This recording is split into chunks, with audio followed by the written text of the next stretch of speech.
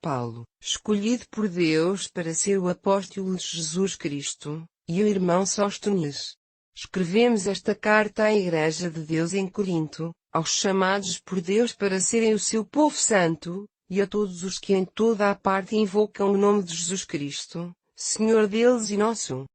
Que a Deus, nosso Pai, e o Senhor Jesus Cristo vos deem a sua graça e a sua paz. Agradeço continuamente ao meu Deus a vosso respeito, pela graça de Deus que vos foi concedida através de Cristo Jesus. Ele enriqueceu toda a vossa vida, toda a vossa maneira de falar e todo o vosso conhecimento. O testemunho que vos dei acerca de Cristo foi confirmado nas vossas vidas. Deste modo, não vos faltará nenhum dos dons espirituais, durante este tempo em que esperam a revelação de nosso Senhor Jesus Cristo. Deus também garante que vos manterá firmes até ao fim e que serão por Ele considerados isentos de culpa no dia em que Cristo voltar. Porque Deus, que vos chamou para um relacionamento maravilhoso com o seu Filho, Jesus Cristo, nosso Senhor, sempre cumpre aquilo que diz. Irmãos, suplico-vos, em nome de nosso Senhor Jesus Cristo, que tenham todos uma mesma palavra, que não se criem divisões no vosso meio e que sejam unidos numa só maneira de pensar, num só propósito. Porque, meus irmãos, alguns dos membros da família de Cloé contaram-me das vossas disputas. Alguns dentre vocês andam dizendo, eu sou adepto de Paulo. Outros, por seu lado, afirmam ser seguidores de Apolo. Outros ainda de Pedro. E uma parte diz serem só eles os verdadeiros seguidores de Cristo. Estará Cristo dividido em muitos pedaços? Terei sido eu, Paulo, por acaso, quem morreu pelos vossos pecados? Foi algum de vocês batizado em meu próprio nome? Agradeço a Deus por não ter batizado nenhum de vocês, com exceção de Crispo e Gaio. Porque ninguém poderá dizer que foi batizado em meu nome. Lembro-me ainda que batizei a família de Estéfanas, mas creio que não batizei mais ninguém. Porque Cristo não me enviou para fazer batismos, mas a pregar o Evangelho. E a minha pregação nem sequer é feita com palavras inspiradas em sabedoria humana, para não tirar poder à mensagem da cruz de Cristo. Eu sei bem como parece loucura, para os que estão perdidos, dizer que Jesus morreu na cruz para os salvar. Contudo, para nós que estamos salvos, isso é a expressão de poder de Deus. Porque está escrito: destruirei a sabedoria dos sábios. Frustrarei a inteligência dos inteligentes. O que dizer então desses sábios, desses especialistas na lei, desses comentadores das grandes questões mundiais? Deus tornou a sua sabedoria em loucura. Porque Deus, na sua sabedoria, determinou que o homem não o encontraria por meio da sua inteligência, mas que haveria de salvar todos os que crescem nele mediante a loucura da pregação. Os judeus pedem sinais milagrosos e os gentios procuram sabedoria. Mas, quanto a nós, pregamos que Cristo foi crucificado, os judeus escandalizam-se e os gentios dizem que é loucura. Mas para aqueles que foram chamados para a salvação, tanto judeus como gentios, Cristo é a força poderosa e a sabedoria de Deus. O plano de Deus, considerado louco, é afinal bem mais inteligente do que o mais sábio dos planos construídos pelos homens.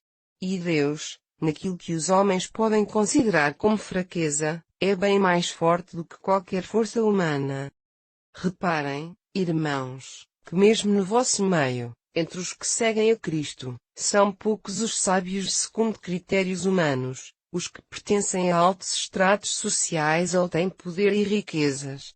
Pelo contrário, pois Deus escolheu de propósito as coisas que o mundo considera loucas para envergonhar aqueles que pensam ser sábios e escolheu as pessoas fracas para envergonhar as que têm poder. Deus escolheu as coisas que no mundo são insignificantes, as desprezíveis e as que não são nada, e usou-as para aniquilar as que são alguma coisa, para que ninguém se orgulhe seja do que for na presença de Deus. É por Ele que vocês estão em Jesus Cristo. Ele tornou-se a sabedoria de Deus para nosso benefício. Foi Ele quem cumpriu para nós a justiça de Deus, tornou-nos santos e deu-se a si próprio para nossa redenção. tal como dizem as Escrituras. Quem se quiser gloriar, glorie-se no Senhor. Caros irmãos, quando estive convosco, não empreguei palavras caras nem sábias para vos transmitir o misterioso plano de Deus. Decidi que falaria apenas de Jesus Cristo e da sua morte na cruz. Aliás, apresentei-me consciente da minha fraqueza, eu ia cauteloso e com receio. A minha pregação foi muito simples, nada de retórica nem de sabedoria humana, mas o poder do Espírito Santo atuava, provando que a mensagem era Deus, para que a vossa fé se apoiasse no poder de Deus e não em sabedoria meramente humana. É claro que entre os crentes com maturidade espiritual, exprimo-me com palavras de sabedoria divina, mas não daquelas que são características dos líderes deste mundo, e que afinal estão destinadas a desaparecer. Toda a sabedoria de que falamos é um mistério oriundo de Deus, é a expressão do seu sábio plano, oculto nos tempos antigos, ainda que tivesse sido elaborado em nosso benefício, desde sempre. Mas os líderes deste mundo não o compreenderam. Caso contrário, não teriam crucificado o Senhor da Glória. É esse o sentido das Escrituras quando dizem: as coisas que as pessoas jamais viram, nem ouviram, nem sequer puderam imaginar, foram as que Deus preparou para os que o amam. E nós conhecemos-las porque Deus enviou o seu Espírito para nos revelar. O seu Espírito perscruta e revela-nos os pensamentos mais profundos de Deus. Quem pode conhecer o que uma pessoa está a pensar e como é realmente no seu íntimo, senão a própria pessoa? Também ninguém pode conhecer os pensamentos de Deus, se não for pelo seu próprio Espírito. Deus deu-nos o seu Espírito, e não o Espírito característico deste mundo, para nos revelar as dádivas que Ele graciosamente nos concede. Ao dizer-vos isto, não usamos palavras de sabedoria humana.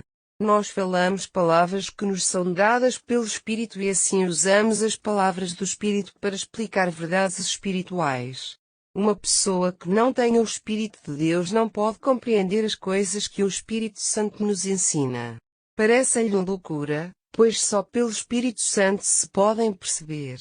Uma pessoa espiritual tem a percepção de todas as coisas, mas os que são deste mundo não podem entendê-las. Como poderiam? Porque está escrito: porque quem conheceu o pensamento do Senhor?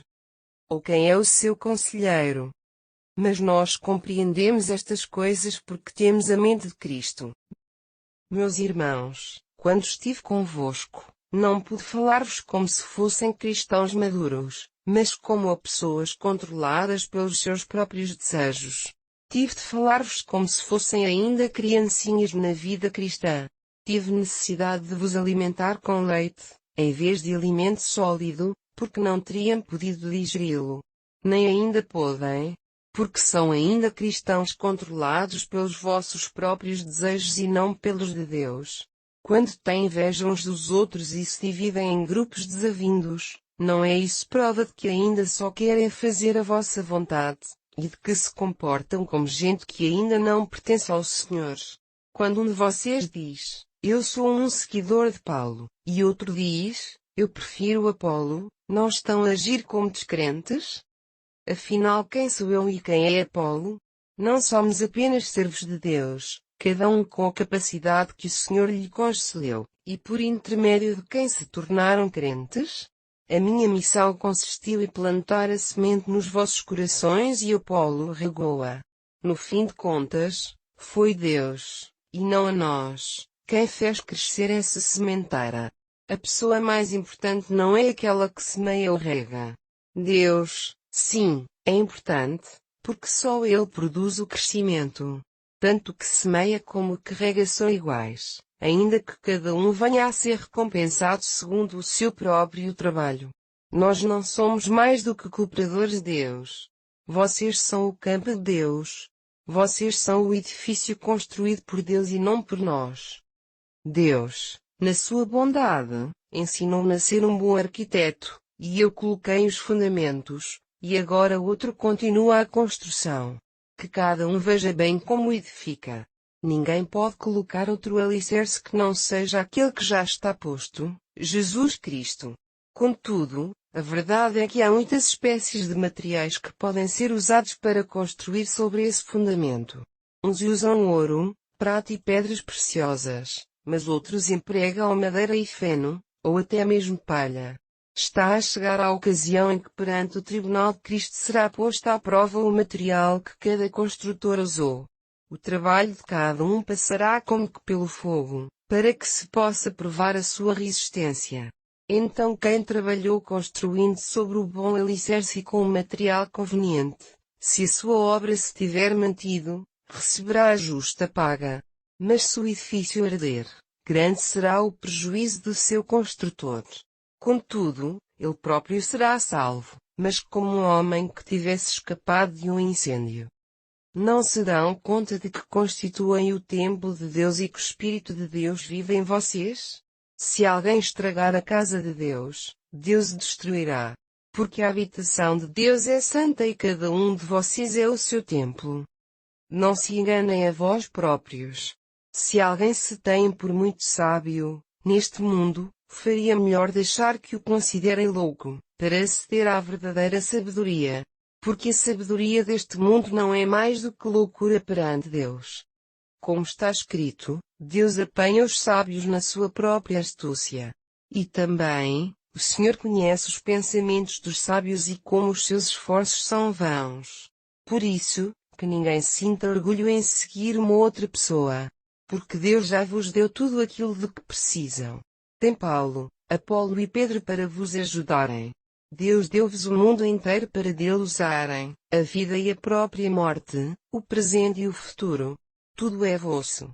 E vocês pertencem a Cristo e Cristo pertence a Deus.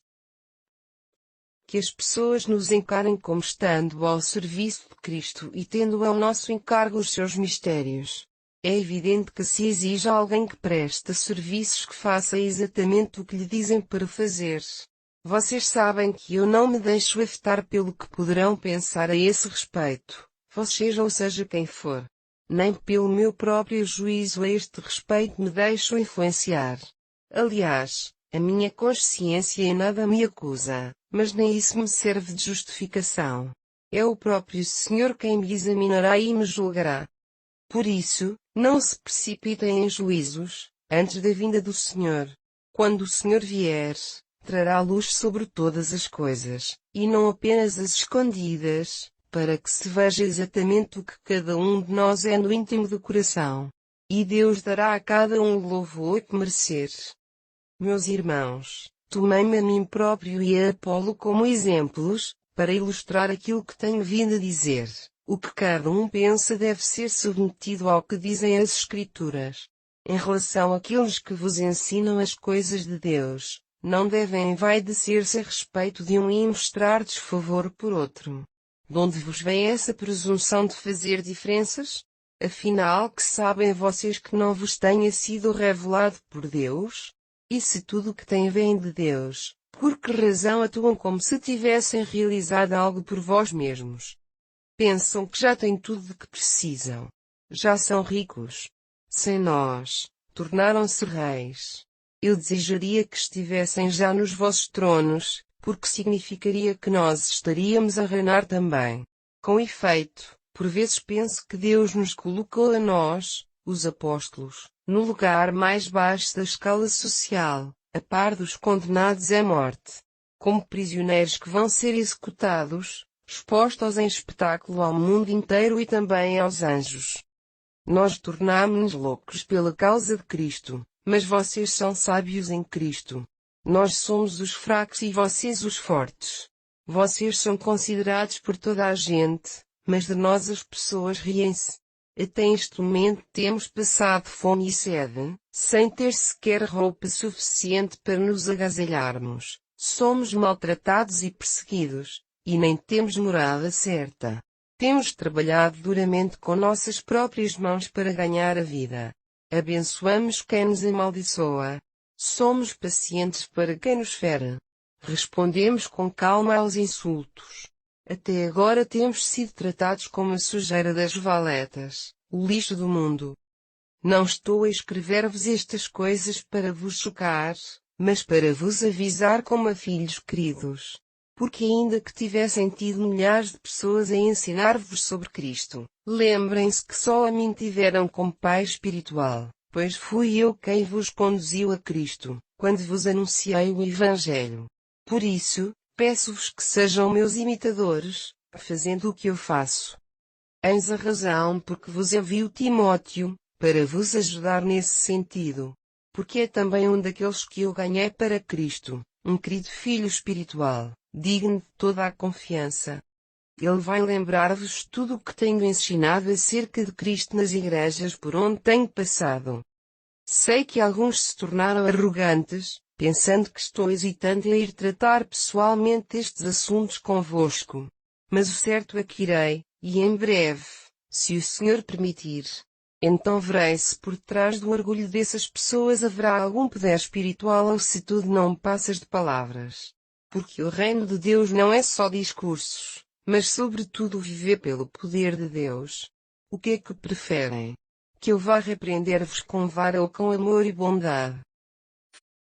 Fala-se muito por toda a parte da imoralidade sexual tolerada no vosso meio, tão má que nem sequer entre gentios se encontra. Um homem na vossa congregação está a viver em pecado com a mulher de seu pai. Como se justifica então a vossa presunção? Não seria antes caso para chorar de tristeza e tirar esse indivíduo de vosso meio? Ainda que não esteja convosco, contudo, estou espiritualmente presente. E em nome do nosso Senhor Jesus Cristo já decidiu o que deverá fazer-se. Devem convocar a Assembleia da Igreja. O poder do Senhor Jesus estará nessa reunião, e eu mesmo, em espírito, também estarei junto. E então entreguem esse homem a Satanás, para este o levar à beira da morte e assim haver a esperança de ele buscar a salvação, no dia em que o nosso Senhor Jesus Cristo voltar. Não é bom que se gabem da vossa espiritualidade e que uma tal situação se mantenha. Não se dão conta que, ao tolerar-se que uma só pessoa continue a pecar, em breve todas as outras serão afetadas?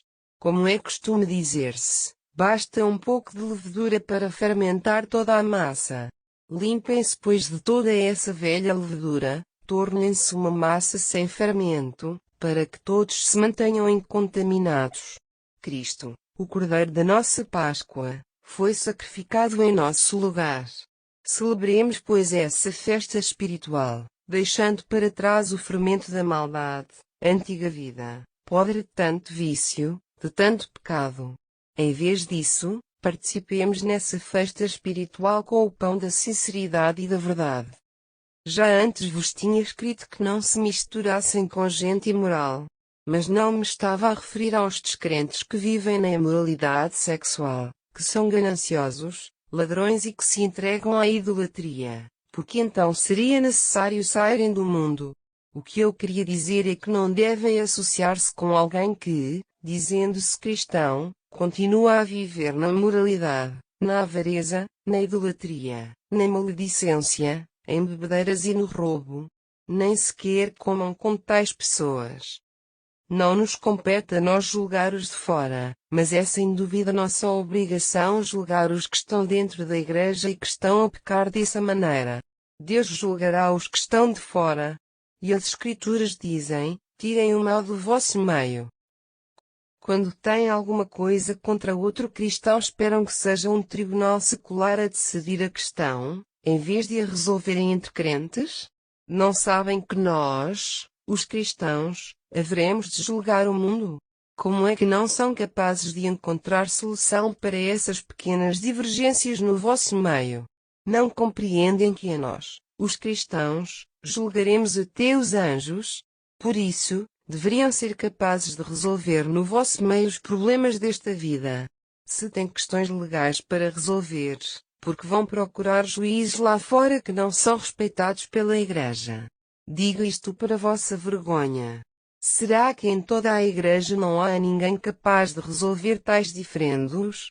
É assim tão necessário que um cristão chegue ao ponto de meter um processo contra o outro e acusar o seu irmão na presença de descrentes?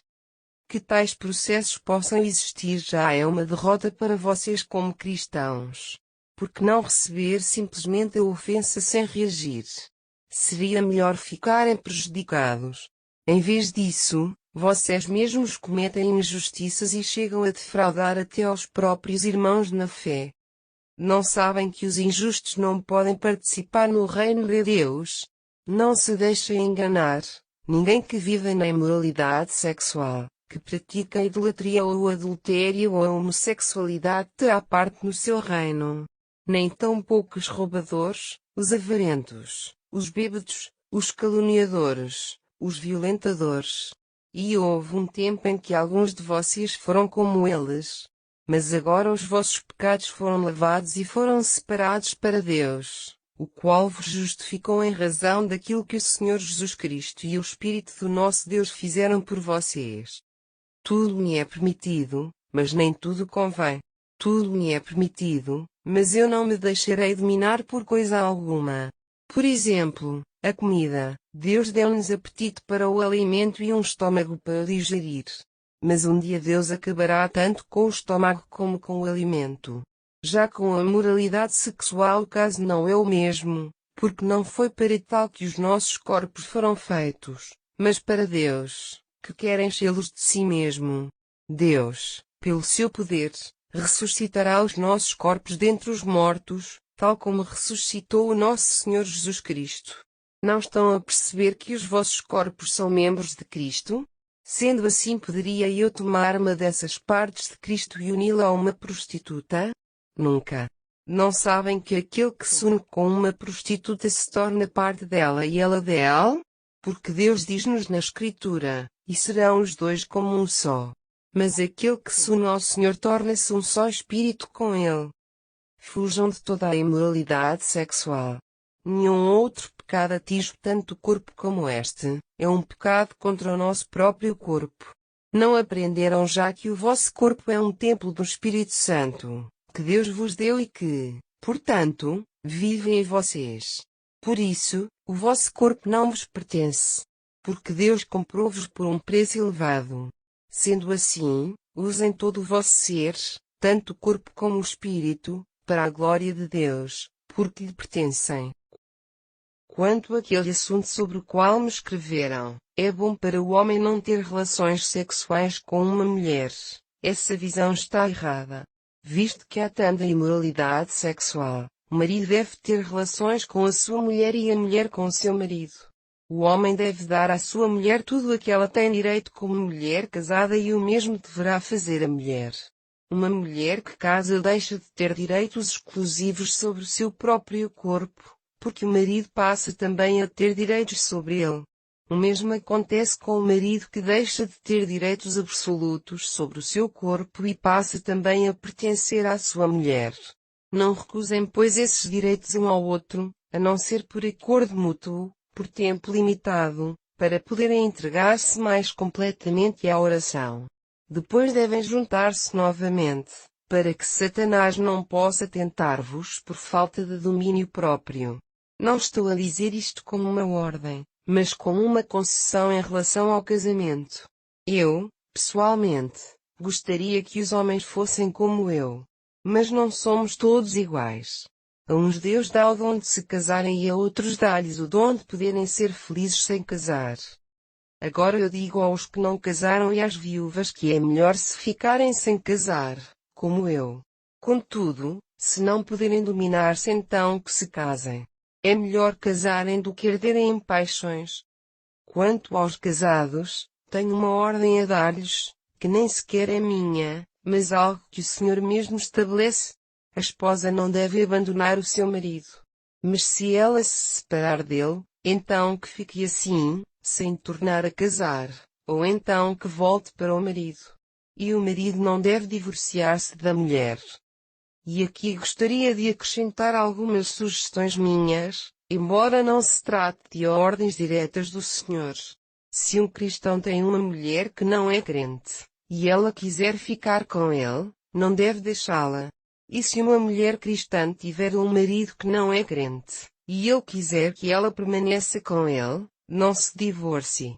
Porque a esposa crente traz santidade ao seu casamento e o marido crente traz também santidade ao seu casamento. De outra maneira, os seus filhos não teriam uma boa influência, mas assim estão santificados.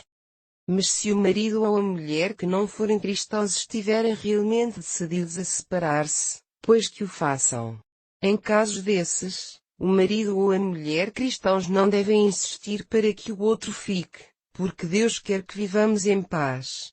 Contudo, vocês mulheres não sabem se os vossos maridos virão a salvar-se se ficarem, e o mesmo para os maridos em relação às mulheres que queiram afastar-se. Acima de tudo, é preciso que tenham a certeza de estar a viver como Deus pretende, casando-se ou não. Este é o meu critério para todas as igrejas. Por exemplo, um homem que tenha sido submetido ao rito da circuncisão não procure tentar desfazer essa marca. Se, ao contrário, ainda não tiver sido circuncidado, também não deve fazê-lo agora. Porque é indiferente que um cristão tenha ou não sido circuncidado. O que é importante é que ele procure fazer a vontade de Deus. De um modo geral, uma pessoa deve manter-se no estado em que Deus a chamou. Se é escravo, que isso não se torne causa de aflição. Naturalmente, se tiver a oportunidade de ficar livre, que aproveite. Aquele a quem o Senhor chama na condição de escravo, lembre-se que o Senhor o libertou da escravidão ao pecado. E aqueles que ele chamou sendo livres, lembrem-se de que agora são como escravos de Cristo. Porque foram comprados por Cristo, e por um alto preço, não se tornem agora escravos dos homens. Queridos irmãos, seja qual for a situação em que alguém esteja a tornar-se cristão, fica assim na sua nova relação com Deus? Quanto às jovens que ainda não casaram, não tenho nenhum mandamento especial do Senhor. No entanto, o Senhor deu-me, na sua misericórdia, sabedoria na qual podem confiar e que partilho convosco. Nós, os cristãos, enfrentamos grandes dificuldades nos tempos atuais, por isso, penso que é melhor para uma pessoa não casar. Naturalmente que se alguém já estiver casado não vai, por isso, separar-se. Caso contrário, não se apresse a fazê-lo. Entretanto, se um homem decidir ir para a frente com a sua decisão de casar, estará certo, e se uma rapariga casar, claro que não peca. Contudo, o casamento vai trazer-vos outros problemas que eu gostaria que não precisassem de enfrentar justamente agora. O que é importante, irmãos, é lembrarem-se que o tempo que nos resta vai se reduzindo. Por essa razão, aqueles que têm esposas deveriam manter-se tão livres quanto possível para o Senhor. A tristeza, a felicidade e o poder de adquirir bens não deveriam impedir nunca ninguém de fazer o trabalho de Deus. Aqueles que usufruem das coisas boas que a vida oferece devem usar delas, mas sem se deixar prender por elas, porque o mundo na sua forma atual acabará. Em tudo o que fizerem gostaria que estivessem livres de preocupações. O solteiro dedica-se ao trabalho do Senhor e pensa em como agradar-lhe. O que for casado cuida das suas responsabilidades terrenas e em como agradar à sua mulher. Os seus interesses estão divididos. O mesmo acontece com uma rapariga que se casa. Quando solteira está desejosa de agradar ao Senhor em tudo o que pensa e faz. Mas uma mulher casada terá de considerar outras coisas, as tarefas terrenas e o dedicar-se ao seu marido. Eu digo isto para vosso benefício e não para vos impor obrigações. O que eu quero no fundo é que tudo o que fizerem possa ajudar-vos a servir melhor o Senhor, com o mínimo de coisas que distraiam a vossa atenção dele. Porque se alguém sentir que está a tratar com desrespeito a sua noiva e que deve casar, por razões de idade ou de necessidade, pois está certo, não peca, deve casar. Por outro lado, se um homem tem suficiente domínio sobre a sua própria natureza para não casar, e decide então não casar, terá tomado uma decisão ajuizada. Assim, uma pessoa que casa faz bem e uma pessoa que não casa fará melhor. A mulher está ligada ao seu marido todo o tempo que ele viva. Se ele morrer, fica então livre para se tornar a casar, mas só se o fizer com um homem que ama o Senhor. Mas na minha opinião ela será mais feliz se não tornar a casar. E penso que ao dizer isto estou a dar-vos um conselho de parte do Espírito de Deus. E agora, no que diz respeito ao assunto de comer alimentos que tenham sido sacrificados aos ídolos, todos parecemos saber o que está certo. Ainda que o fama de muita sabedoria torne as pessoas importantes, o que é realmente construtivo é o amor. Se alguém pensa que tem a resposta para todas as questões, não está mais do que a revelar a sua ignorância. A pessoa que ama a Deus é aquela que Deus conhece. Portanto, quanto a esse assunto, se devemos comer carne sacrificada previamente aos ídolos, nós sabemos que um ídolo não é coisa nenhuma. Só existe um Deus e nenhum outro. Segundo muita gente, existe uma quantidade de deuses, tanto nos céus como na terra.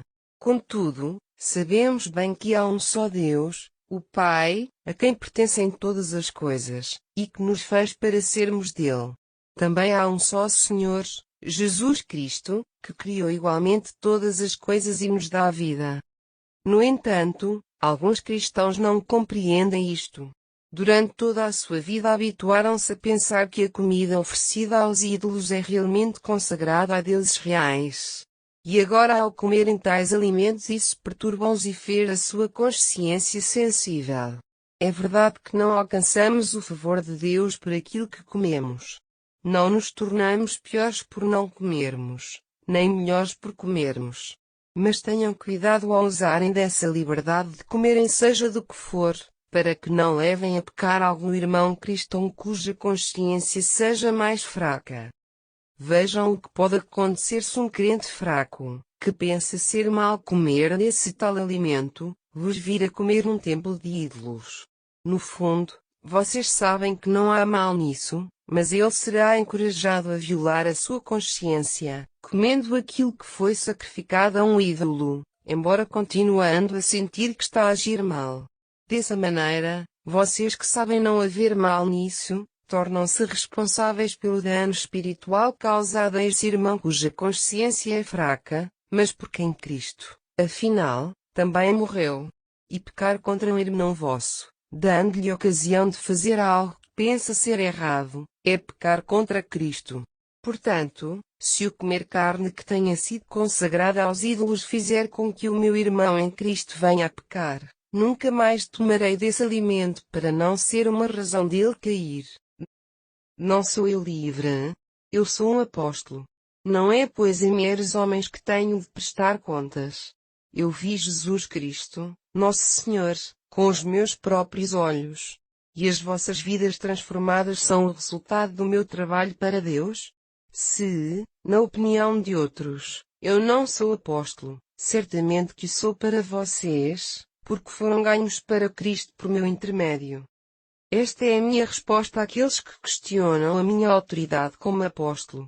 Será que não temos o direito de ir comer e beber nas vossas casas? Não temos nós o direito de levar conosco uma irmã na fé nas viagens que fazemos, tal como os outros apóstolos, e os irmãos do Senhor, e Pedro? Ou só eu e Barnabé não temos o direito de não trabalhar? Qual é o soldado no exército que paga as suas próprias despesas? Já alguma vez ouviram de algum agricultor que tenha plantado uma vinha e não tenha o direito de comer do seu fruto? Qual é o pastor que não tem o direito de beber do leite do seu rebanho? O que eu estou aqui a dizer não são meras considerações humanas. Trata-se daquilo que diz a própria lei de Deus. Porque na lei que Deus deu a Moisés está escrito: não ates a boca ao boi, quando faz a debulha do trigo. Acham que Deus estava a pensar apenas nos bois quando disse isto? Não se referia também a nós? Com certeza que sim. Tal como aqueles que lavram a terra e debulham o trigo devem contar em receber parte da colheita, os obreiros cristãos devem ser pagos pelos crentes a quem servem. Nós plantamos a semente espiritual nas vossas almas. Será pois muito esperar em troca apoio material? Se já o fizeram com outros que têm pregado no vosso meio, não deveríamos nós também ter esse direito, ainda mais do que eles? E no entanto nunca o reclamamos, mas sempre suprimos nós próprios as nossas necessidades. E isto para não levantar qualquer obstáculo à ação do Evangelho de Cristo no vosso meio. Vocês bem sabem que Deus ordenou que os que servissem no seu templo tomassem para seu próprio sustento parte dos produtos alimentares que eram trazidos como oferta. Igualmente os que se ocupavam do altar de Deus recebiam para si uma porção dos alimentos que ali eram oferecidos. Da mesma forma, o Senhor manda que aqueles que pregam as boas novas sejam mantidos pelos que a aceitam. E contudo nunca vos pedi fosse o que fosse. Nem tampouco estou a escrever estas coisas para dar a entender que gostaria que se começasse agora a fazer assim comigo. A verdade é que preferiria morrer de fome a perder a satisfação que me dá o facto de vos ter pregado sem nunca ter recebido nada vosso. Por pregar as boas novas não me posso vangloriar. É Deus quem me obriga a pregar e ai de mim se não o fizer. Se eu estivesse a fazer isso de minha livre vontade, então receberia um salário. Mas foi Deus quem me impôs este dever. Sendo assim, qual será a minha paga? É o sentimento de profunda satisfação em anunciar as boas novas, sem encargos seja para quem for, sem reclamar aquilo que seria meu por direito. Assim, estando livre em relação a quem fosse, tornei-me servo de todos, para que possa levar muitos a Cristo. Quando estou com os judeus torno-me um deles, para que possa conduzi-los a Cristo. Quando estou entre aqueles que seguem a lei, faço o mesmo, embora eu não esteja sujeito à lei, para que possa conduzi-los a Cristo. Quando estou entre os gentios, ligo-me com eles tanto quanto posso. Desta maneira, ganho a sua confiança e levo-os a Cristo. Não rejeito a lei de Deus, obedeço, sim, à lei de Cristo. Com os fracos procedi como um fraco, para ganhá-los. Desse modo, torno-me tudo para com todos, a fim de conseguir, por todo e qualquer meio, salvar alguns. Faço-o não só para lhes levar o Evangelho, mas também para ser tomar parte de Cristo. Numa corrida, são vários os que correm, mas um só ganha o prémio. Que cada um de vocês corra como se fosse aquele que vai ganhar. Os atletas renunciam a tudo para vir a ganhar um prémio corruptível, mas nós fazemo-lo por um prémio divino que nunca perderá o seu valor. Portanto, corro direto ao alvo, não há cegas. Neste combate eu luto para ganhar. Não luto contra figuras imaginárias. Contudo, sujeito o corpo a uma dura disciplina e a um tratamento rude. De outra maneira receio que, depois de ter pregado Cristo aos outros, eu próprio venha a ser desclassificado. Porque não esqueçamos, irmãos, o que aconteceu aos nossos antepassados israelitas, no deserto, onde Deus os guiou, enviando uma nuvem que se movia à frente deles, e assim os conduziu com segurança através do Mar Vermelho. Isto poderia ser considerado o seu batismo, um batismo tanto na água como na nuvem, na qualidade de seguidores de Moisés? E tiveram alimento e bebida durante a sua travessia do deserto. Beberam da água que jorrou da rocha poderosa que era Cristo, o qual estava ali com eles. Mesmo assim, muitos não obtiveram a aprovação de Deus e foram destruídos no deserto. A lição que daqui tiramos é que não devemos desejar coisas más, como eles fizeram, nem cair na idolatria, como alguns deles caíram. As Escrituras dizem-nos que o povo descansou a comer e a beber e levantou-se para se divertir. Outra lição para nós é o que aconteceu quando alguns deles cometeram imoralidade sexual, com mulheres de outro povo, e num só dia morreram 23.000. E não ponham à prova a paciência de Cristo, como eles ousaram fazer, e pereceram mordidos por serpentes. E não protestem contra Deus como alguns deles fizeram, porque foi por isso que Deus enviou o seu anjo e eles foram mortos. Todas essas coisas que lhes aconteceram são para nós lições e foram postas por escrito para nosso aviso. Nós que vivemos nestes tempos em que todas as coisas convergem para o fim que se aproxima. Por isso, tenham cuidado. Se estão a pensar que estão firmes, olhem que podem também cair nos mesmos pecados. Lembrem-se que as tentações que vêm às vossas vidas não são diferentes daquelas que outros experimentam. E Deus é fiel. Ele não deixará que a tentação seja tão forte que não a possam enfrentar. Quando forem tentados, Ele vai mostrar uma saída para que a possam suportar. Por isso, queridos amigos, fujam da idolatria. Falo-vos como a pessoas que sabem entender as coisas. Vejam vocês mesmos se o que vos dizer vos está certo ou não. Quando pedimos a bênção de Deus para o cálice de vinho que tomamos na ceia do Senhor, isso significa que todos os que bebem dele partilham juntos da bênção do sangue de Cristo. De igual forma, quando na mesma ocasião se reparte o pão, para ser comido por todos, isso manifesta que participamos juntamente nos benefícios espirituais do corpo de Cristo. E todos comemos do mesmo pão, mostrando assim que somos parte do corpo único de Cristo. O mesmo acontecia com o povo de Israel. Todos os que comiam dos sacrifícios oferecidos ao Senhor estavam unidos por esse mesmo ato. Que quero eu então dizer com isto? É que os ídolos não têm em si vida alguma, não são realmente deuses nenhuns, e que os sacrifícios que lhes são trazidos não têm qualquer valor. Contudo, esses sacrifícios são oferecidos aos demónios e não a Deus? E eu não queria que algum de vocês tivesse qualquer espécie de comunhão com os demónios. Não podem beber, ao mesmo tempo, do cálice do Senhor e do cálice dos demónios. Não podem comer o pão da mesa do Senhor, e depois ir comer dos alimentos dos demónios. Pois que iríamos levar o Senhor a irritar-se contra nós como fez Israel? Pensamos nós que poderíamos teimar com ele? Podem dizer, tudo me é permitido, mas nem tudo me convém. Tudo me é permitido, mas nem tudo é bom para a minha formação. E não procurem unicamente as vossas conveniências. Pensem também no que é o melhor para os outros. Portanto, devem fazer assim, no mercado, levem de qualquer carne que lhe esteja a ser vendida, sem perguntar se foi ou não consagrada aos ídolos, sem levantar questões de consciência. Porque a terra toda e tudo o que nela há pertence ao Senhor. Se alguém que não é cristão vos convida para comer, podem muito bem aceitar, se assim o desejarem. E então comam de tudo o que for servido, sem levantar questões de consciência. Mas se alguém vos avisar que essa carne foi consagrada a um ídolo, então nessa casa não a comam, por causa da pessoa que vos avisou e da consciência dela. Porque nessa altura o que está em causa não é o que vocês pensam, mas o que ela pode pensar do assunto. Contudo, alguém poderá perguntar, se eu posso dar graças a Deus por esse alimento, porque hei de deixar que alguém me venha perturbar só porque julga que estou errado. É porque tudo o que fazemos deve ser para a glória de Deus, mesmo o comer ou o beber.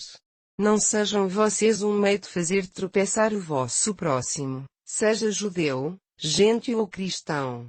É assim que eu faço também.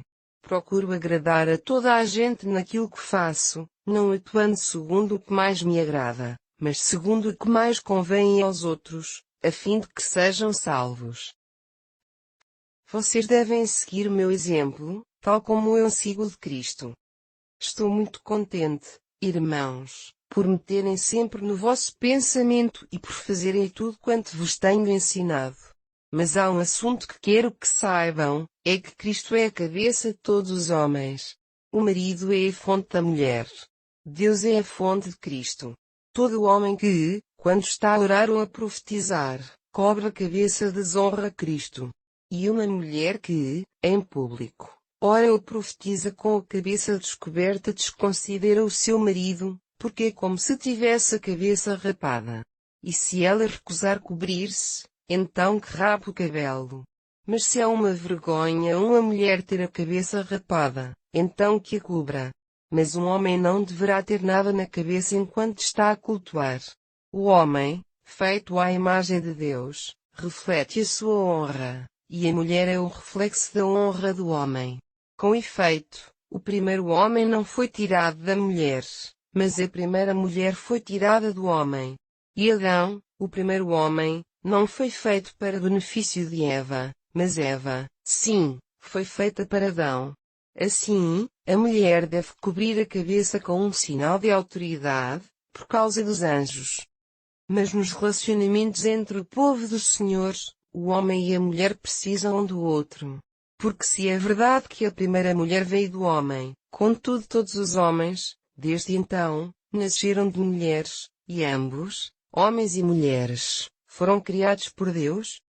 Vejam vocês mesmos, na vossa opinião será certo que uma mulher ou em público com a cabeça descoberta? Porque as mulheres sentem orgulho no comprimento do seu cabelo, que lhe foi dado como um véu, enquanto os homens têm tendência para não se sentirem à vontade com o cabelo muito comprido e semelhante ao das mulheres. E a quem quiser continuar a levantar discussões, nós dizemos que é assim que pensamos, nós e também as igrejas de Deus. E agora há um outro assunto em que não vos posso elogiar. Consta que quando se reúnem é maior o prejuízo do que a bênção recebida. Ouço falar nas divisões que se manifestam nas vossas reuniões, e em parte acredito. Mas eu até creio que é importante que isso aconteça para que sejam conhecidos os que estão certos.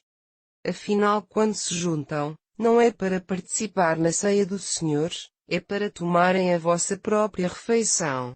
E assim cada um procura servir-se sem esperar para repartir com os outros, de tal forma que uns não comem o suficiente e outros excedem-se. Não poderiam comer e beber cada um na sua casa, segundo a fome que tiverem, de forma a evitar esta vergonha para a igreja e a humilhação que representa para o pobre ter de retirar-se sem comer? Que esperam vocês que eu diga sobre isto? Não contem que venha elogiar-vos. Eu recebi do Senhor o que já antes vos tinha transmitido. Na noite em que foi traído, o Senhor Jesus tomou o pão. E depois de ter dado graças, partiu dizendo: Tomem e comam, este é o meu corpo que é dado em vosso favor. Façam isto em memória de mim. De igual modo, pegou no cálice do vinho, no fim da ceia, e disse: Este cálice é a nova aliança selada com o meu sangue. Façam isto todas as vezes que beberem, em lembrança de mim. Porque cada vez que comerem este pão e beberem este cálice estão a anunciar a mensagem da morte do Senhor. Façam pois isto até que Ele volte. Por isso, se alguém come deste pão e bebe deste cálice do Senhor de uma maneira indigna, torna-se culpado de pecado contra o corpo e o sangue do Senhor.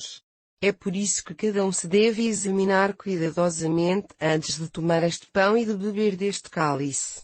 Porque se o fizer indignamente, não distinguindo o corpo do Senhor, está a comer e a beber para sua própria condenação.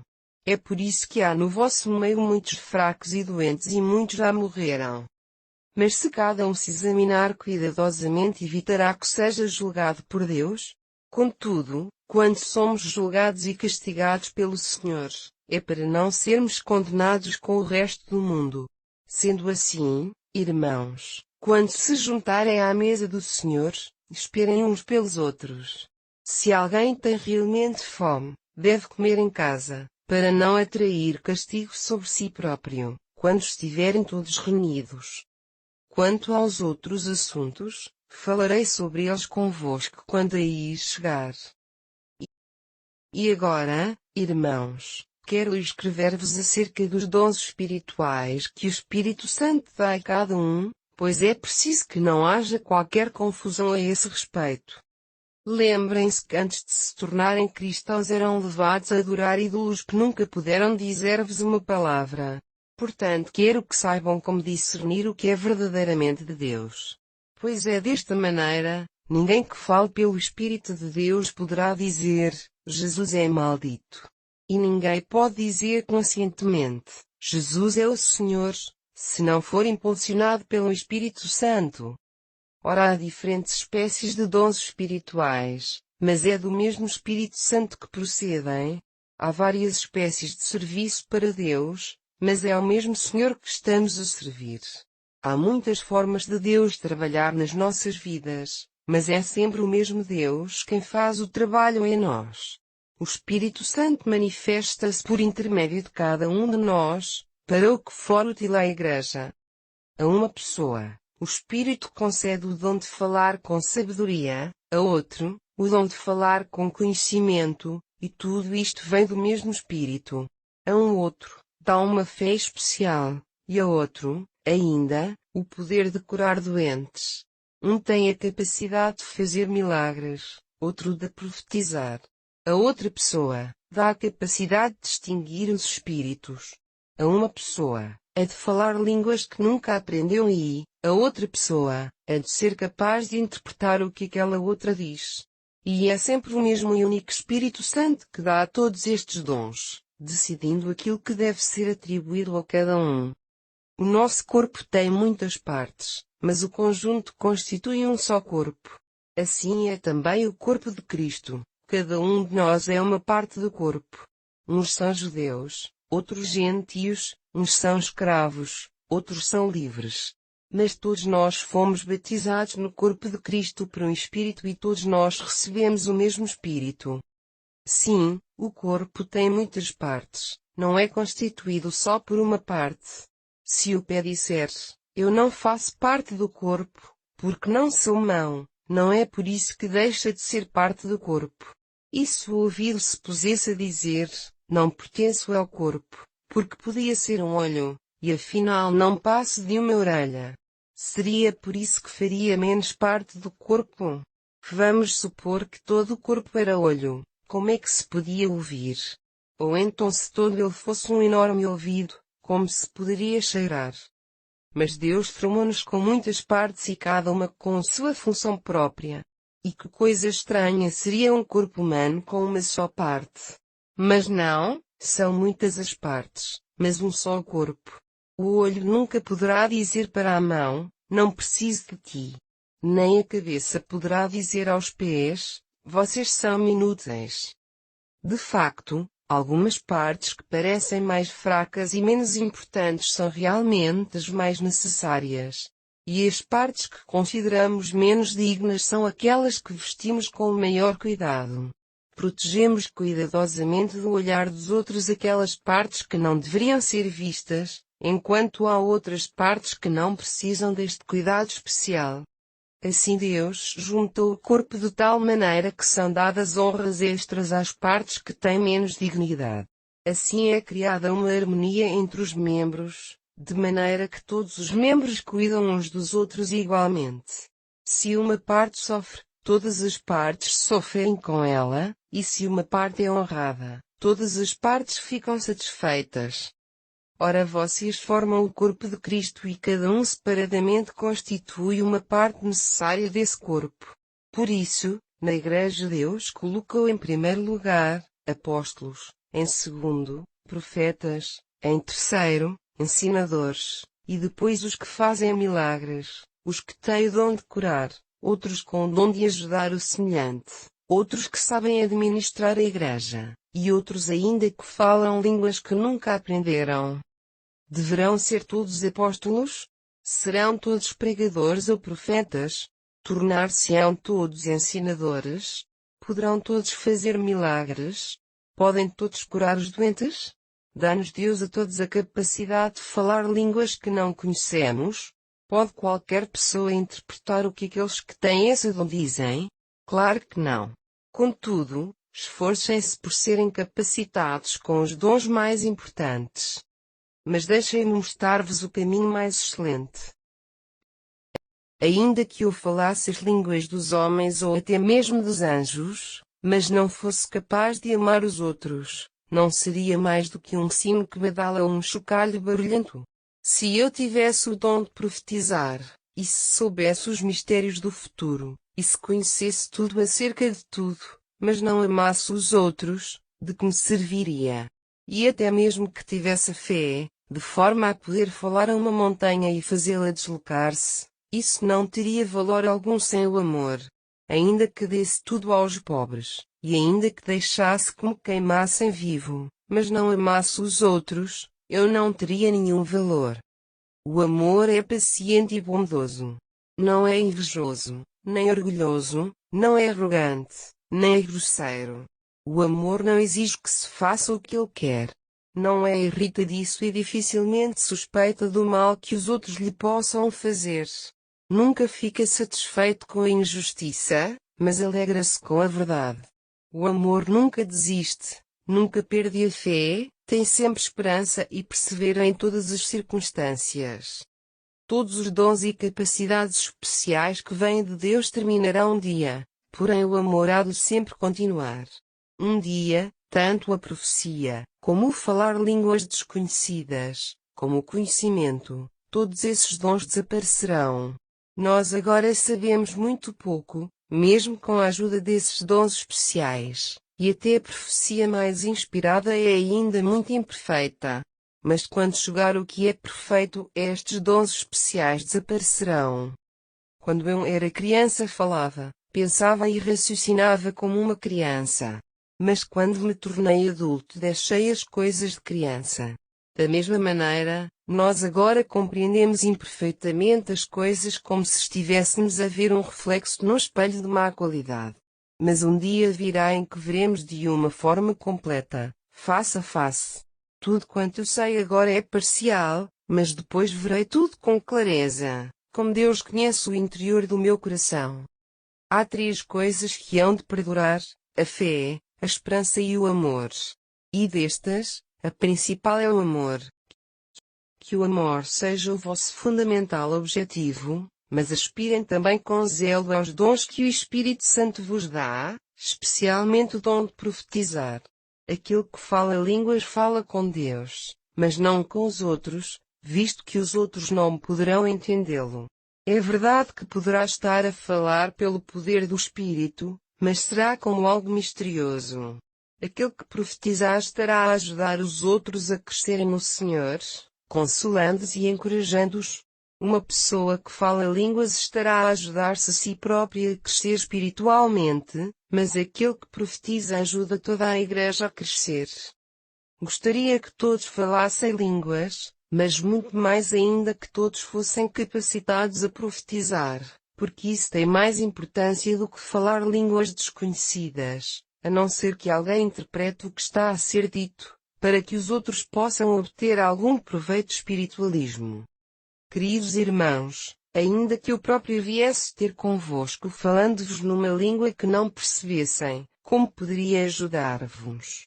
Mas se vos disser com toda a simplicidade o que Deus me revelou, algum conhecimento, uma profecia, isso poderá ajudar-vos. Até os instrumentos de música, a flauta, por exemplo, ou a harpa, demonstram a necessidade de que tudo o que se exprime seja com clareza, com nitidez. Ninguém reconhecerá a melodia que o instrumento estiver a tocar, se cada nota não soar com clareza. E se no exército corneteiro não tocar as notas certas, como é que os soldados saberão que estão a ser chamados para a batalha? De igual forma, se falarmos com alguém numa linguagem que ele não perceba, como há de saber o que lhe estão a dizer? Seria a mesma coisa que falar numa sala sem ninguém. Suponho que haverá centenas de línguas diferentes neste mundo e que todas elas exprimem bem o pensamento daqueles que as falam. Mas se eu não souber o sentido daquilo que dizem, alguém que me fale numa dessas línguas será sempre para mim um estrangeiro, assim como eu para ele. Visto que desejam ter dons do Espírito Santo, peçam para ter os que serão de real utilidade para toda a Igreja. Se alguém é concedido o dom de falar línguas desconhecidas, deve também orar para que lhe seja dado o dom de interpretação, a fim de que possa depois transmitir-se explicitamente aos outros o que estava a falar. Porque se eu orar em línguas, o meu espírito está a orar, mas no meu pensamento não sei o que estou a dizer. Pois bem, que devo então fazer? As 2 coisas. Orarei no espírito e orarei com palavras que eu entendo. Cantarei no espírito e cantarei com palavras que eu entendo. Porque se louvarem a Deus de uma forma espiritual, sem que o entendimento acompanhe o que estão a dizer numa língua desconhecida, como é que aqueles que estão presentes vos podem acompanhar no louvor a Deus, se não sabem o que vocês estão a dizer? Podem até estar a dizer coisas muito belas, mas que não serão de ajuda nenhuma para quem ali está. Eu dou graças a Deus porque falo em outras línguas mais do que qualquer um de vocês. Mas num culto público preferiria muito mais dizer uma frase apenas, 5 palavras que fosse, mas que todos compreendessem e que a todos ajudasse, do que fazer um discurso de milhares de palavras numa língua desconhecida. Queridos irmãos, Não sejam infantis quanto à compreensão destas coisas. Quando se trata de imaginar o mal, nessa altura sim, convém que sejam como meninos inocentes, mas procurem entender as coisas desta natureza com a maturidade de pessoas adultas. As Escrituras dizem-nos: enviarei homens de outra língua a falar por lábios estranhos este povo, diz o Senhor. Mas mesmo assim não quererão ouvir. Vêem então que o falar outras línguas pode ser um sinal para os descrentes, enquanto que o profetizar é para os crentes. Com efeito, se um descrente vem à igreja e vos ouve falar noutras línguas, poderá pensar que estão todos fora do seu perfeito juízo. Mas se estiverem a profetizar e um estranho entrar na igreja, ou alguém que ainda não compreenda tudo, tem a possibilidade de ser convencido e a sua consciência será sensibilizada por tudo aquilo que ouvir. À medida que for ouvindo, os seus pensamentos mais íntimos serão postos a nu perante Deus e no seu espírito prostrar-se-á perante o Senhor, adorando-o e confessando que Deus está na verdade no vosso meio. Pois bem, irmãos, resumamos o que já se disse. Quando se reúnem, um canta um hino, outro tem um ensinamento, um outro tem algo especial que Deus lhe revelou, outro fala numa língua desconhecida, enquanto o outro interpreta o que foi dito por aquele. Mas tudo o que for feito deve ser de utilidade para todos e seu crescimento no Senhor. Não deveriam falar mais do que 2 ou 3 em línguas desconhecidas, e que falam de cada vez, havendo sempre alguém para interpretar. Mas se não houver ninguém que interprete, devem ficar em silêncio, na reunião da igreja, e falar só entre si e Deus. Também 2 ou 3 profetas podem falar a mensagem de Deus, cada um por sua vez, se tiverem o dom para tal, enquanto os outros devem ouvir atentamente. E se, enquanto alguém está a transmitir a palavra de Deus, outra pessoa receber uma revelação do Senhor, aquele que está a falar deve terminar. Assim, todos os que têm uma profecia podem falar, mas um após o outro, dessa forma todos aprenderão e serão ajudados. Lembrem-se de que uma pessoa que profetiza deve ser capaz de se conter a si próprio e de esperar pela sua vez. Deus não pode aceitar a desordem. Deus ama a harmonia e é isso que deseja encontrar em todas as igrejas. As mulheres devem ficar em silêncio durante as reuniões na igreja. Não devem tomar parte nas discussões. Sejam submissas, tal como mandam as Escrituras. Se tiverem questões a apresentar, que o façam aos maridos em casa. Não é próprio para as mulheres falarem nos cultos da igreja. Será que pensam que o conhecimento da palavra de Deus começa e acaba unicamente em vocês, Coríntios? Se alguém julga ser profeta e ter outras capacidades da parte do Espírito Santo, deveria ser o primeiro a perceber que aquilo que estou a dizer é um mandamento da parte do Senhor. Mas se alguém continuar a discordar, não temos mais do que deixá-lo na sua ignorância. Portanto, meus irmãos na fé, procurem ansiosamente profetizar e não impeçam alguém de falar noutras línguas. Certifiquem-se de que tudo é feito com ordem e sempre da forma mais conveniente. Agora, irmãos, permitam-me que vos lembre o Evangelho que vos preguei desde o princípio, que aceitaram e no qual permanecem. São essas boas novas que vos salvam, se nelas crerem firmemente.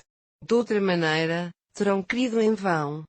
Eu transmiti-vos no princípio o que era mais importante e que também me foi transmitido, que Cristo morreu pelos nossos pecados, conforme as Escrituras, foi sepultado e 3 dias depois ressuscitou dos mortos, conforme as Escrituras. Foi visto por Pedro e mais tarde pelo resto dos 12. Depois disso foi visto também por mais de 500 irmãos numa ocasião, a maioria dos quais ainda vive, embora alguns já tenham morrido. Depois foi Tiago quem o viu e mais tarde todos os apóstolos. Por último, também apareceu-me a mim, muito depois de aos outros. É como se eu tivesse nascido fora do tempo. Porque eu sou menos merecedor de todos os apóstolos, e nem deveria ser digno de ser considerado apóstolo pela maneira como tratei a Igreja de Deus. Mas o que agora sou devo à grande bondade de Deus e à sua graça sobre mim, o que não deixou de dar resultado. Porque tenho trabalhado mais duramente que todos os apóstolos, embora não seja efetivamente eu quem o faz, mas Deus que opera na minha vida pela sua graça. Não interessa se sou eu ou eles quem tem pregado, o mais importante é que vos anunciamos as boas novas e vocês creram. Mas se pregamos que Cristo ressuscitou da morte, por que é que alguns de vocês andam a dizer que não há ressurreição dos mortos? Porque se não há ressurreição dos mortos, então Cristo ainda deve estar morto. E se ele ainda está morto, então toda a nossa pregação é inútil e a vossa fé em Deus é em vão. E nós, os apóstolos, seremos todos mentirosos, porque dissemos que Deus ressuscitou a Cristo, e isso não seria verdade, se os mortos não tornassem à vida. Se não há ressurreição dos mortos, então Cristo não ressuscitou. E se Cristo não ressuscitou, então a vossa fé é inútil e vocês ainda estão sob a condenação por causa dos vossos pecados. Nesse caso, todos quantos morreram crendo em Cristo estão perdidos. E se a nossa esperança em Cristo é unicamente para esta vida, nós somos as pessoas mais miseráveis no mundo. Mas o facto é que Cristo ressuscitou mesmo dentre os mortos e se tornou o primeiro entre os milhões que um dia voltarão a viver. Tal como a morte apareceu neste mundo por causa daquilo que um homem fez, assim também é por causa do que um outro homem realizou que agora há a possibilidade da ressurreição. Cada um de nós morre porque pertence à descendência pecadora de Adão. Mas todos os que estão ligados a Cristo voltarão de novo à vida. Contudo, cada um na sua ordem. Cristo foi o primeiro a ressuscitar. Depois, quando ele voltar, todo o seu povo tornará a viver.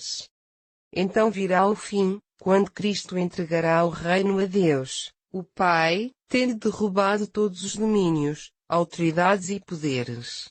Porque Cristo reinará até que tenha derrotado todos os seus inimigos, incluindo o último, que será a morte. Porque ele pôs tudo sob os seus pés. Com efeito, ao dizer que tudo está posto sob os seus pés, é óbvio que isso exclui aquele que lhe sujeitou esse tudo, isto é, o seu próprio Pai. Quando Cristo tiver finalmente ganho a batalha contra os seus inimigos, então ele, o Filho de Deus, colocar-se-á também a si próprio sob a autoridade do Pai, para que Deus, que lhe deu a vitória sobre tudo, seja absolutamente supremo. Se os mortos não voltarem a viver, que razão haveria para aquilo que certas pessoas fazem, batizando-se em lugar de outros que já partiram? Porque tudo isso, se não se crê que os mortos ressuscitarão? E porque haveremos nós próprios de arriscar constantemente as nossas vidas, enfrentado a morte hora a hora? Porque é um facto que eu enfrento diariamente a morte. Mas se isso é verdade, também não é menor a minha satisfação no vosso crescimento no Senhor. E que valor teria eu ter lutado com feras, em Éfeso, se não houver ressurreição dos mortos? Se não tornamos a viver, comamos e bebamos, pois amanhã morreremos. Não se deixem enganar pelos que dizem tais coisas. As más companhias corrompem os bons costumes. Despertem e parem de pecar. Porque para vossa vergonha eu digo, alguns de vocês ainda não conheceram realmente a Deus. Mas alguém poderá perguntar, como é que os mortos vão ressuscitar? Que espécie de corpo terão? Não é uma pergunta sensata. Quando se enterra uma semente, ela não se transforma em planta enquanto não morrer primeiro. Porque o que se semeia não é a planta, mas apenas um pequeno grão de trigo ou de outra planta qualquer. E então Deus dá-lhe um corpo da espécie que destinou. Cada espécie de semente dará naturalmente uma diferente espécie de planta. Assim como há diferentes espécies de sementes e plantas, assim também há diferentes espécies de corpos. O homem tem uma espécie de corpo, os animais outra, as aves outra e os peixes outra. Há corpos no céu e há corpos na terra. A glória dos corpos celestiais é diferente da beleza dos corpos terrenos. O sol, a lua e as estrelas, cada um tem o seu próprio esplendor. E até as estrelas diferem em brilho e em grandeza entre si. Da mesma forma, os nossos corpos humanos, que hão de morrer e desaparecer, são diferentes dos corpos que teremos quando ressuscitarmos, pois estes não morrerão. Os corpos que agora temos acabam na corrupção da morte, mas quando ressuscitarmos serão corpos gloriosos. É verdade, sim, que agora são corpos mortais, mas quando voltarmos à vida serão corpos cheios de energia. Ao morrerem não passam de meros corpos humanos, mas na ressurreição serão corpos espirituais. Porque assim como há corpos de natureza humana, também há corpos espirituais. As Escrituras dizem-nos que o primeiro homem, Adão, se tornou um ser vivo, mas o último Adão, isto é, Cristo, é um espírito que dá vida. Temos primeiramente estes corpos humanos, mas depois Deus dar-nos-á corpos celestiais. Adão foi feito da terra, mas Cristo veio do céu. Todo o ser humano tem um corpo como o de Adão, feito da terra, mas os que são de Cristo terão como ele um corpo celestial. E se agora cada um de nós ainda tem um corpo como o de Adão, um dia viremos a ter um corpo semelhante ao de Cristo. Uma coisa vos garanto, irmãos, é que um corpo terreno, feito de carne e sangue, não pode entrar no reino de Deus. Estes nossos corpos mortais não têm uma natureza que lhes permita viver para sempre. Mas posso revelar-vos um mistério, é que nem todos morreremos, contudo, todos receberemos novos corpos. E tudo acontecerá num abrir e fechar de olhos, quando a última trombeta soar. Porque haverá no céu um toque de trombeta e todos os cristãos que já morreram tornarão à vida com novos corpos que nunca mais hão de morrer. Então a nós, os que estivermos vivos ainda, seremos igualmente revestidos de novos corpos. Pois os nossos corpos terrenos, sujeitos à morte, serão transformados em corpos celestiais que não podem morrer, mas que viverão para sempre. Quando isto acontecer, quando os nossos perecíveis corpos terrenos forem transformados em corpos celestiais que nunca morrerão, então se cumprirá o que diz a Escritura. A morte foi tragada na vitória. Onde está, pois, ó morte, a tua vitória? Onde está o teu aguilhão? Porque o aguilhão da morte reside no pecado e o poder do pecado está na lei. Como estamos gratos a Deus por tudo isso. Foi Ele quem nos tornou vitoriosos por meio de Jesus Cristo nosso Senhor. Assim, meus queridos irmãos, sejam firmes e constantes, trabalhando com entusiasmo na obra do Senhor, pois sabem que nada do que fizerem para Deus será em vão. E agora eis as instruções com respeito à coleta de dinheiro que estão a fazer para enviar aos crentes em Jerusalém. Aliás, são as mesmas instruções que dei às igrejas da Galácia. Todos os domingos, cada um ponha de parte uma quantia daquilo que ganhou durante a semana, destinada a esta oferta. Não esperem que eu chegue, para fazer a coleta de uma só vez. Então, quando eu aí estiver, enviarei essa vossa oferta de amor fraternal a Jerusalém, acompanhada de uma carta, por intermédio de pessoas escolhidas por vocês. E se for conveniente que eu vá também, poderemos fazer juntos, eles e eu, essa viagem. A minha ida ocorrerá depois de ter passado primeiro na Macedónia. Possivelmente será convosco que estarei mais tempo, talvez até todo o inverno, e então poderão deixar-me partir para o destino seguinte. Na verdade, desta vez não quero fazer-vos apenas uma visita de passagem, desta vez hei de ficar uma temporada, se Deus o permitir. No entanto, ficarei aqui em Éfeso até à celebração do Pentecostes, porque existe uma porta bem aberta para fazer um grande trabalho aqui e muitas pessoas estão a corresponder, o que não impede que haja muitos inimigos. Se Timóteo aí for, recebam-no o melhor que puderem, porque tem trabalhado na obra do Senhor tal como eu.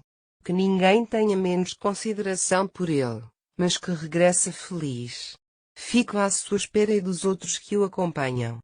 Pedi também a Apolo que vos visitasse na companhia de outros irmãos, mas achou que não devia fazê-lo agora, irá visitar-vos mais tarde, quando tiver uma oportunidade. Mantenham-se vigilantes, permaneçam fiéis ao Senhor, sejam firmes e corajosos, Que a vossa vida espiritual seja forte e enérgica. E tudo o que fizerem que seja com bondade e amor. Como sabem, Estéfanas e a sua família foram os primeiros a tornarem-se cristãos na Acaia, consagrando as suas vidas ao serviço dos filhos de Deus. Sigam as suas diretivas e as de todos os outros que trabalham no vosso meio com verdadeira dedicação. Estou muito contente por Estéfanas, Fortunato e Acaico nos terem vindo visitar.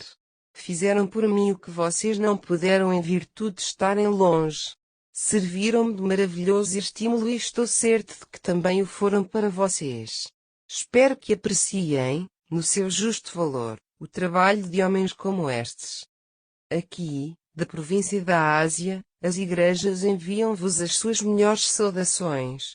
Áquila e Priscila mandam-vos toda a sua afeição, assim como os que se reúnem na sua casa para o culto. Todos os crentes daqui vos enviam recomendações. E vocês mesmos saúdem-se com um beijo fraterno. E agora sou eu mesmo, Paulo, a escrever com a minha própria mão. Se alguém não ama o Senhor, que seja objeto do seu julgamento. O Senhor Jesus vem. Que a graça do Senhor Jesus Cristo seja convosco. Envio-vos toda a minha afeição, na comunhão de todos os que pertencem a Cristo Jesus. Que assim seja.